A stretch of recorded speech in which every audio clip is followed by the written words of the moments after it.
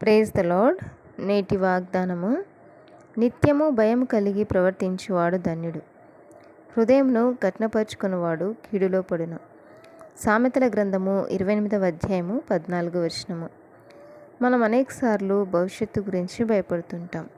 ప్రపంచంలో జరుగుతున్న విషయాల గురించి ఆలోచిస్తూ భయపడుతుంటాం.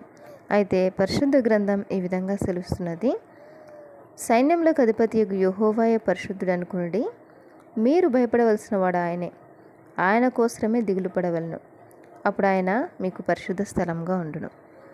అవును సహోదరి సహోదరులారా, సముద్రము దాటలేకున్నట్లు దాని తరంగములు ఎంత పొర్లినను అవి ప్రబలలేకయు, ఎంత ఘోషించినను దానిని దాటలేకుండానట్లును నిత్య నిర్ణయం చేత దానికి ఇసుకను సరిహద్దుగా నియమించిన నాకు మీరు భయపడరా?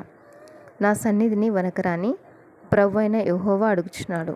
దేవుని ఆజ్ఞలు పాటిస్తూ ఆయనకు లోబడి జీవించాలి.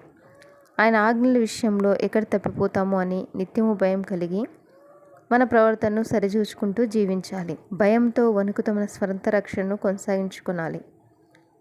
యెహోవా యందైన భయం పవిత్రమైనది, అది నిత్యము నిల్చును. ఆమేన్.